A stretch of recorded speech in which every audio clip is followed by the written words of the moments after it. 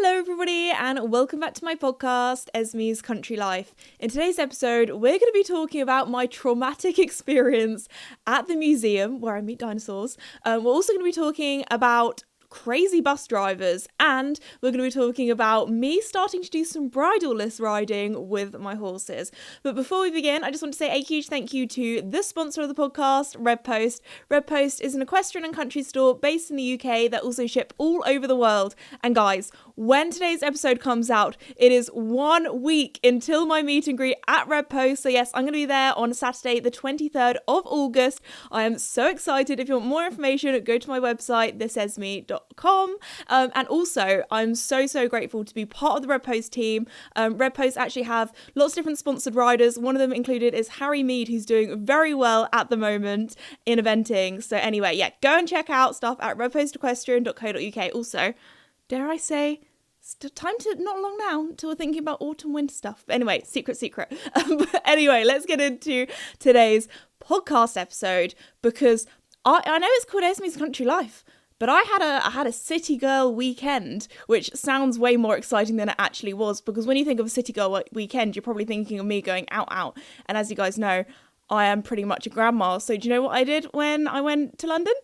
I went to the museum. So anyway, one of my friends, she lives in Clapham, and I have been needing to go and see her. She's been busy living her London life.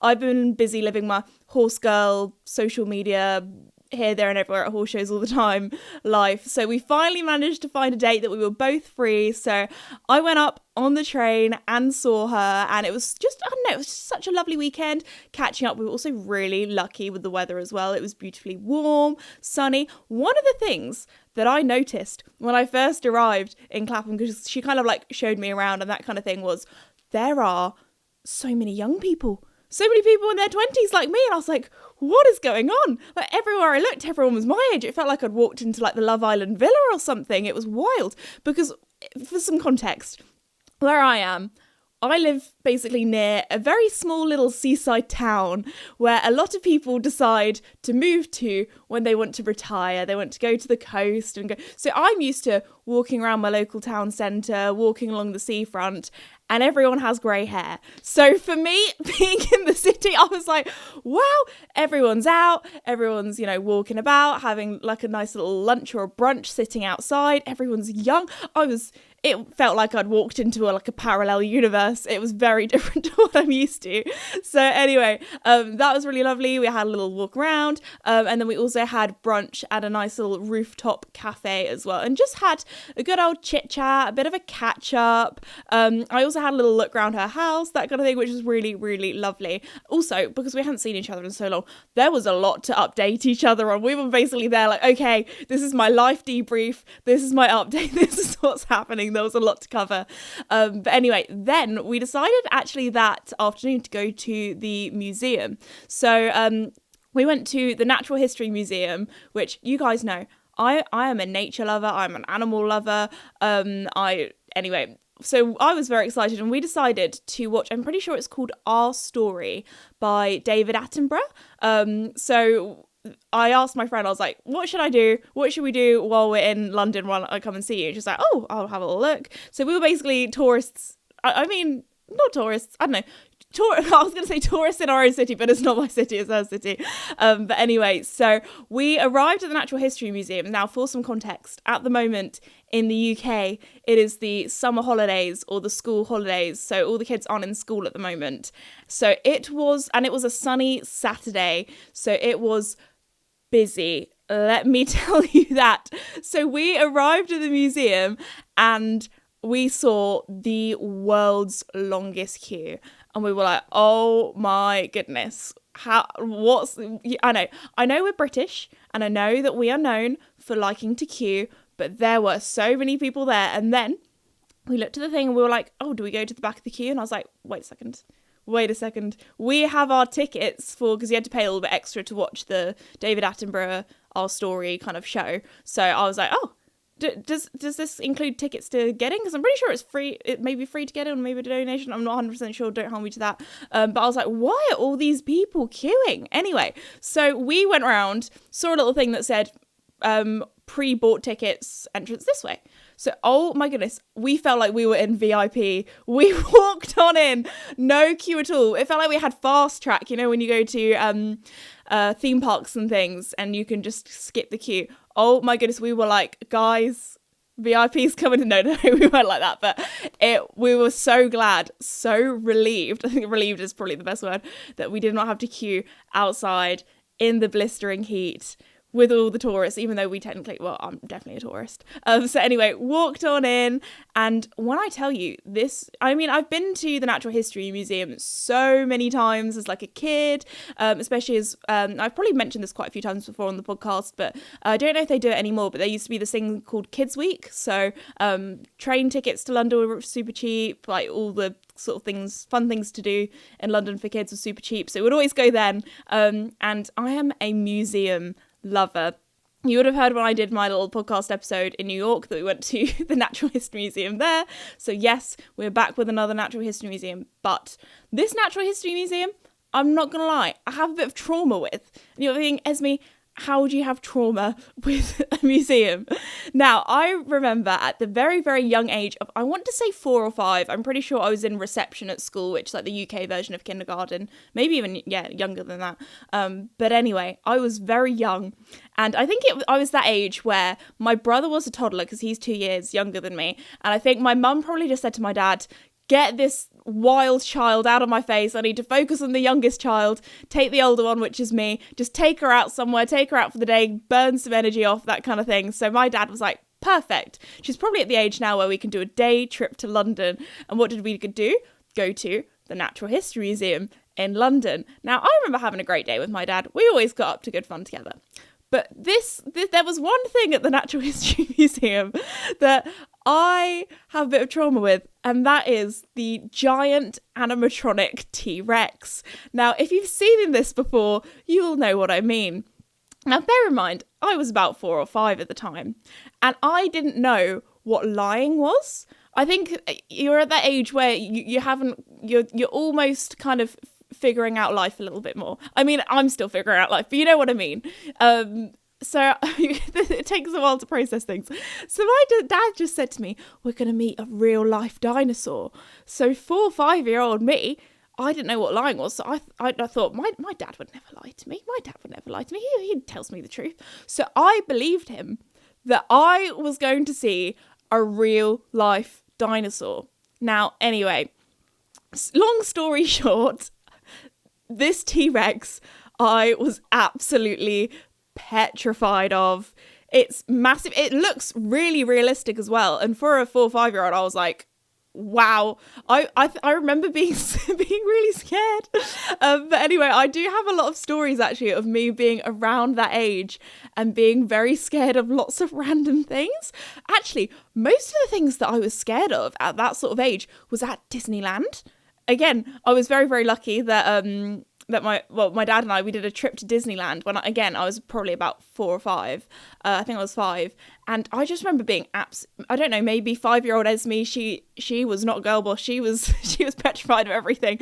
I remember the one thing that I was absolutely terrified of was the 4D cinema experience that they had there. I can't remember what the show was about. I think it only lasted about 5 minutes. And they had this thing where I think they some sort of gas or some sort of air under your legs, and I just remember on the screen being loads of rats. Now, I'm not scared of rats, but for some reason this freaked me out. So anyway, I was crying, had to be taken out. Another sort of trauma at that age, also at Disneyland. Sorry, Disneyland, this is not a good ad for them. But anyway, the Rainforest Cafe, I was scared of the Rainforest Cafe. I'm sorry, but that is actually embarrassing. How can someone be scared of the Rainforest Cafe?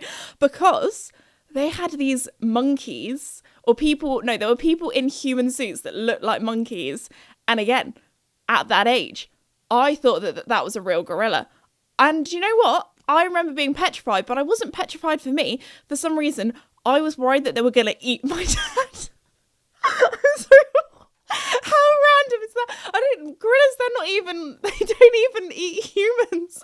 But 5 5-year-old me was worried that they were going to eat my dad, which is just absolutely bizarre. I don't know where I got this in my head. So anyway, yeah, the Rainforest Cafe and the T-Rex at the Natural History Museum are my two childhood fears.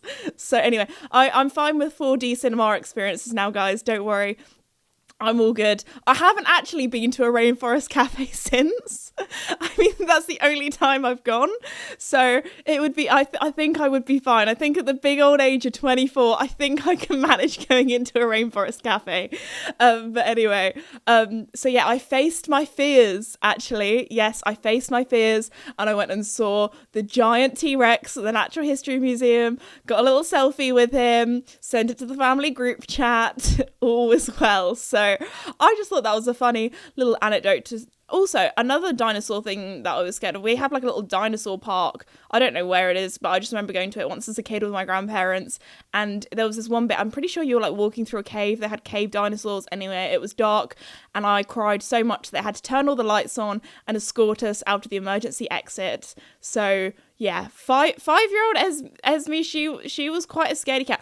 Another thing that I was also super scared of as a kid, I feel like this podcast episode, I was going to talk about, like, I was going to call it my museum trauma or something like that. But now we're just going through all the things that 5-year-old Esme was scared of.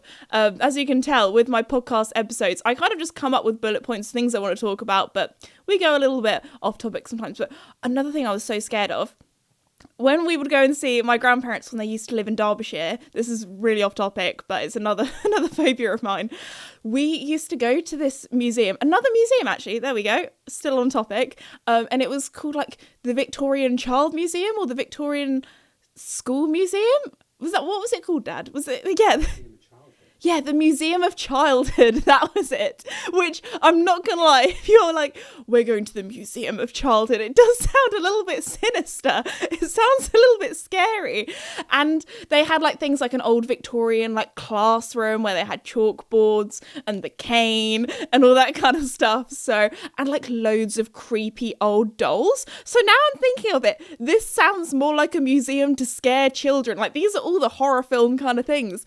And they had, this is so random, they had a chimney sweep experience.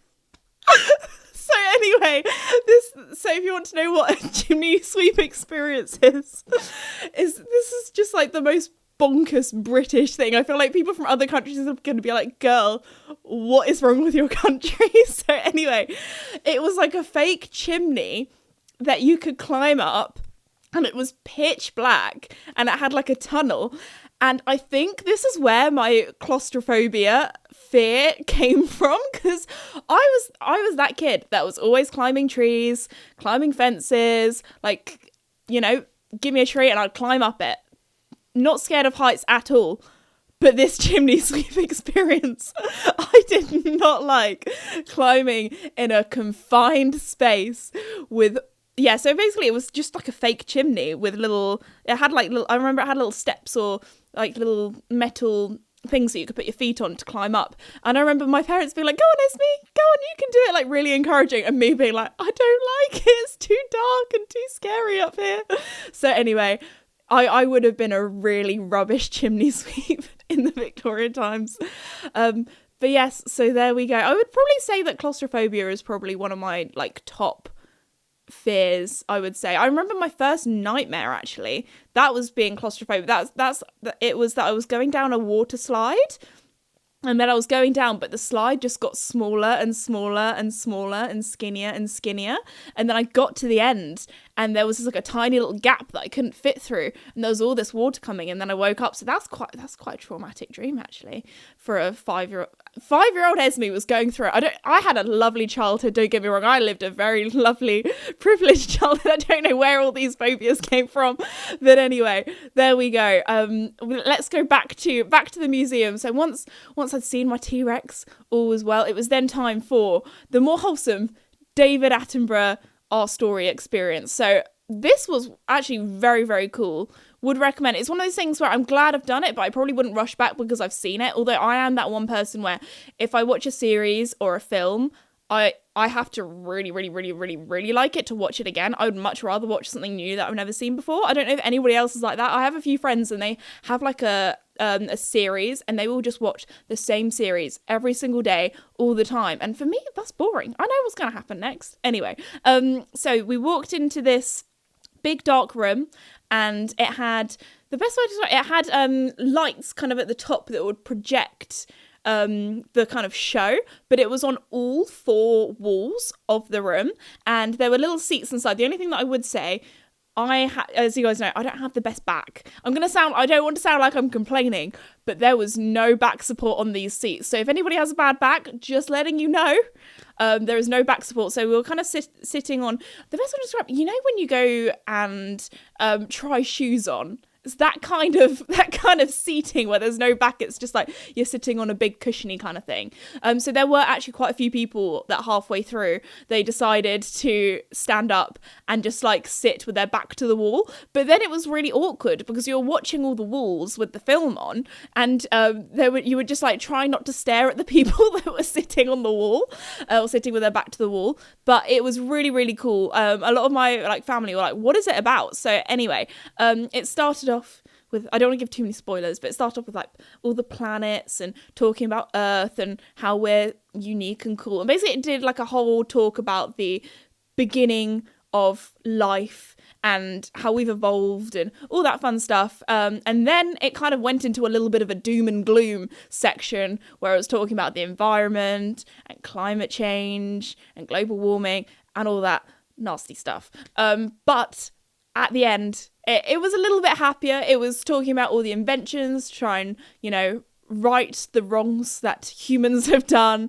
and trying to make the planet a better place. And it had a nice, hopeful, happiness kind of little message at the end, which was lovely. And of course, being David Attenborough, he's a cool guy. So it was really, really interesting, and it was just beautifully done as well, because I can understand kind of why they didn't have the back support, because a lot of the time I was sitting down, but I was also like spinning around, looking at all the different walls, looking in front of me, looking behind me. So if you're in London and thinking of something fun to do, would recommend. Was a good show. It was probably about, I want to say it was about 45 minutes, 50 minutes long. It was a little bit slow to start with, but then it like kind of sped up, which I would say is the better way to do it. If it was like super fast and action packed at the beginning and then got a little bit slower and dragged on, that wouldn't be so great. So anyway, that was the main thing that we did while we were at the Natural History Museum. Of course, looked at all the dinosaurs, looked at all the animals, went through, I had like a little bit of a nostalgia trip as well, because I haven't been to the London Natural History Museum in so long.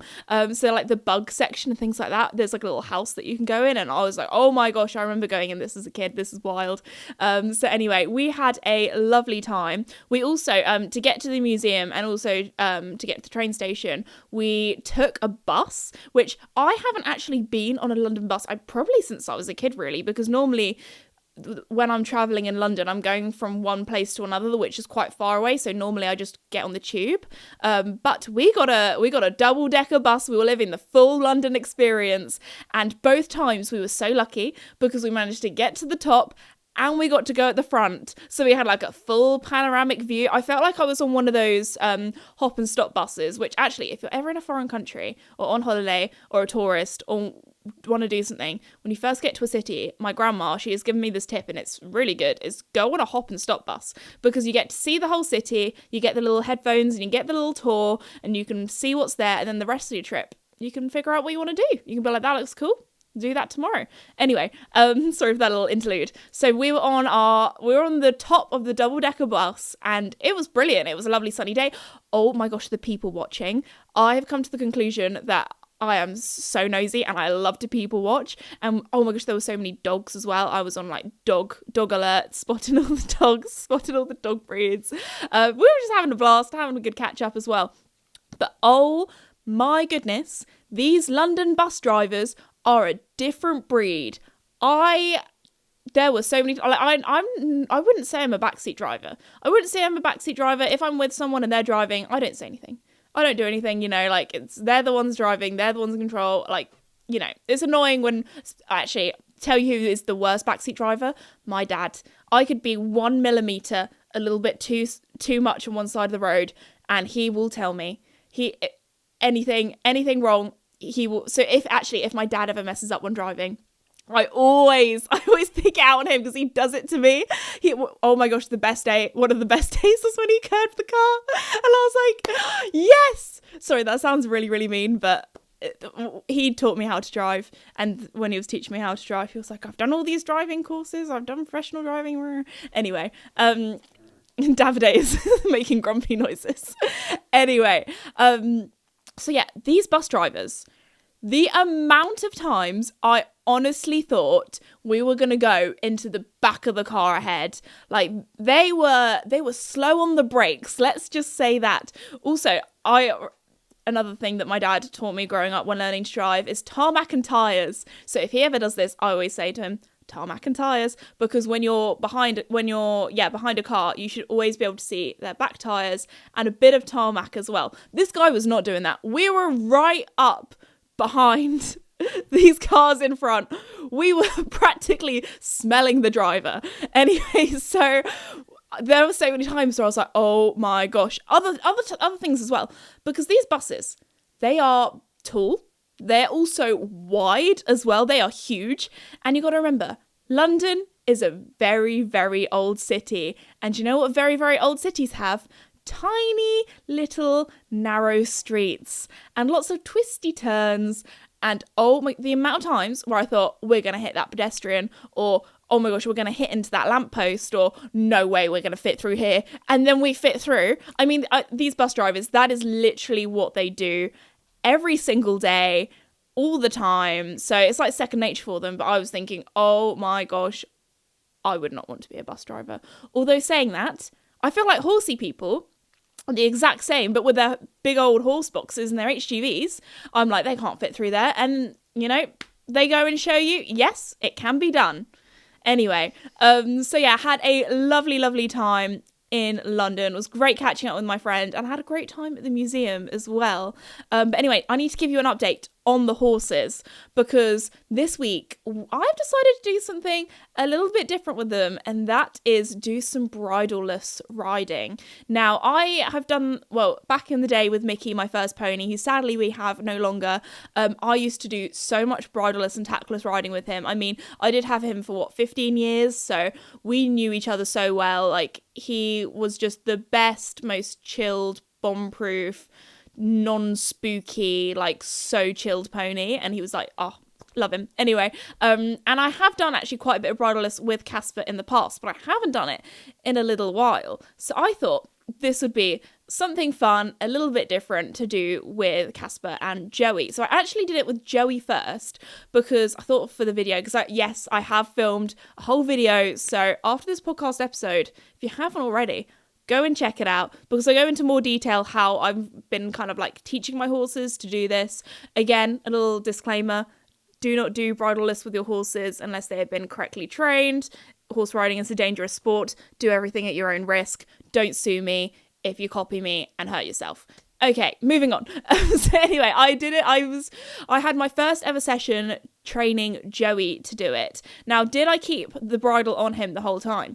Yes, because that is a very important thing, because number one, it was our first time doing it. And number two, worst case scenario, if something goes wrong, then you have your backup of the reins that you can then use to stop your horse with the normal aids that Joey is trained, or your horse is trained to do. So anyway, but the whole session, even though Joey had his bridle on, which I made sure I did like a knot on his reins, because I didn't want his reins kind of sagging, becoming all washing liney, and then him getting a hoof in, and yeah, disaster. Anyway, so we had our neck rope, and to be fair, he picked it up so quickly. He was such a good boy. Again, just even by the end of it, I barely even had to touch the neck rope to make him stop, just using either my voice commands or just sitting deeper in the saddle. He would stop and whoa, which is a really good thing, honestly, to train your horse to be able to stop without even touching the reins. I just think for like safety reasons, it's always good to have a backup just in case, because you never know. You could be riding along, your reins could snap, and you need to stop your horse in an emergency or something goes wrong. if you can get them to stop with just voice commands or just by sitting deeper in the seat or the saddle, I think that's probably quite a clever thing to teach your horse. Anyway, so he was really good with that. I mean, he's always been very good with downwards transitions because he is quite a chilled out guy, basically. Anyway, and it was quite a hot sunny day as well, so I knew that the horses were going to be a little bit more lazy, a little bit more chilled out. So anyway, taught Joey how to do some steering as well. We did some serpentines and trot, picked that up really well, and then by the end of it we did some canter as well, bridleless, with Joey, and he was such a good boy. Obviously didn't want to push it too much because it was our first session and I was teaching him something completely new, completely like different aids to how I normally would with a bridle and with reins. But yeah, I was so proud of him, so would really like to do some more stuff with him because he is a horse that has a very busy brain. He likes to keep occupied and he loves learning new things, so he had a lot of fun doing that. And then it was time to do some bridleless with Casper. Now, I'm not gonna lie, Casper, he showed me up a little bit to start with. I mean, at first I was thinking, oh no, you can't teach an old horse new tricks or old tricks with an old horse. Anyway, so it had been a hot minute since we last did bridleless, and there might have been one time where he decided to eat some hedge by the arena fence, and then he also decided, you know what, I don't want to go this direction, I want to go towards Davide, my dad, and the camera and say hi. But by the end of the session, we sorted out our steering, he remembered the aids, and we were cantering around the arena beautifully. We weren't wonky, we were straight, he was on the track, all was well. We even did some circles, and then at the end, we did do a little jump. Now, I don't know if you can even call it a jump because it was tiny, but to be fair, I don't jump Casper big anymore just because he is 19 going on 20. He's an older gentleman. We think he maybe has like a tiny bit of arthritis, but I didn't want to push him as well. Like, if he didn't want to jump the jump, I wasn't going to be like, Casper, you must jump this jump. It was like, jumps here if you want to do it. I mean, especially if you're bridleless as well. Like, honestly, I went round that corner in canter. As soon as he saw that fence, he locked on. He was like, okay, I'm ready to go. Mum, this is my moment. It's been so long since we've jumped. This is so much fun. I mean, it probably wasn't the most beautiful bascule or the most beautiful jump or anything like that, but we did it. He had fun. That's the main thing. We're keeping him exercised, happy, fit, mentally stimulated, and overall, was a 10 out of 10 day. Was so proud of both horses. They had so much fun. So yeah, maybe I'll do a little bit more with both of them. Definitely I want to do some more with Joey because, again, he's a really intelligent horse. He picked it up so quickly. So it'll be interesting to see what he thinks to doing a little bit more. But yes, that is my update on the horses for you all. There's not really much of an update for Juke. He's just living his best life, really. Although, actually, I do have a story about Juke. So the other day, turned Joey and Casper out in their paddock, which is next door to Juke's one. As always, because it's summer, they have all of their summer paraphernalia on. So they had their fly rugs, they had their fly masks, was literally on the yard, like, I don't know, cleaning out their feed buckets or something like that, doing normal horsey yard duties. And Joey comes wandering up to the gate.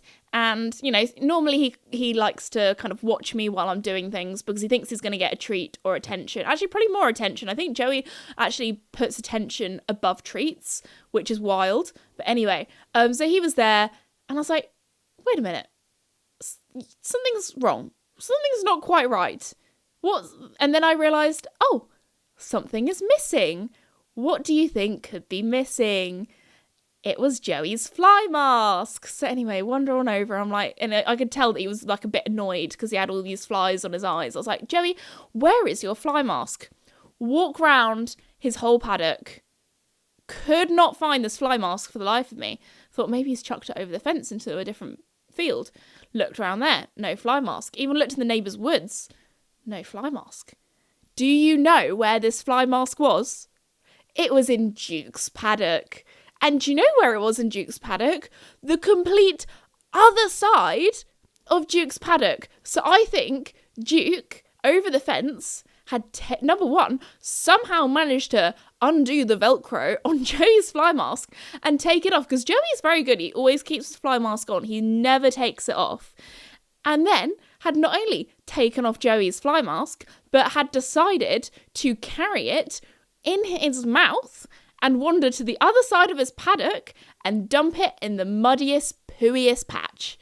what on earth can some sort of horse behaviourist tell me the psychology behind that? Because honestly, I think that's just Juke being a little practical joker. I don't know what was going on there, but that is my entertaining Juke story of the week for you all. But before we begin, this is the end of the podcast. Before we end, we need to do comment of the week, because there was some good comments on last week's podcast episode. So let me get it up. So the top comment with the most likes that had 11 replies. 11. So thank you to everyone who has entered in their comments for comments of the week. And also, I love the community that we've created here, because there's so many comments of everyone chatting and that kind of thing. And the top comment is from Lyra, and they say, my brain instantly was like, Esme got a puppy, because in last week's podcast episode, I talk about my trip to the RSPCA Centre in Sussex, and also how they had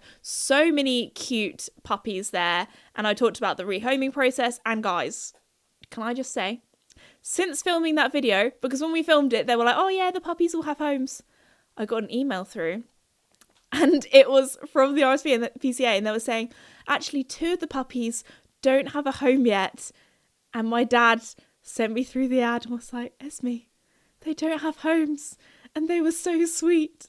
So anyway, I'm going to leave that with that. But yes, that video actually should be going out next week. So keep your eyes peeled, because there are lots of other very cute dogs, animals, everything. I mean, I did talk about it in last week's podcast episode, but if you want to see the cute animals and hear more about their stories, keep your eyes peeled for that.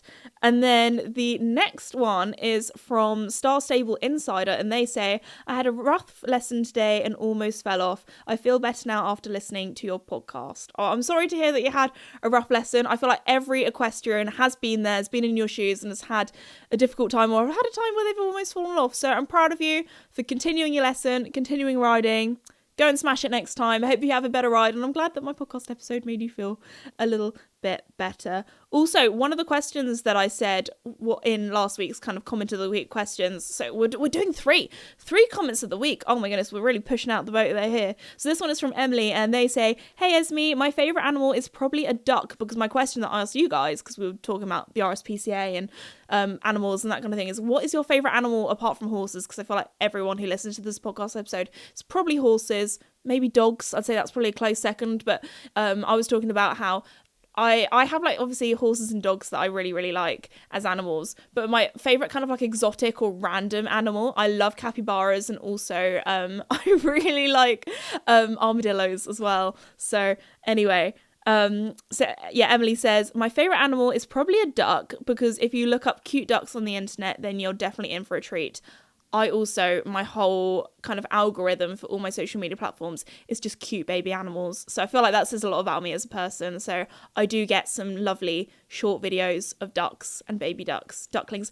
And what the best is when they do the videos where they have the water and then they put all frozen peas in it, and then they eat all the peas, and it's like the duck ASMR, and it's so cute. All the ducks that go and get drive through like special water, like ice water.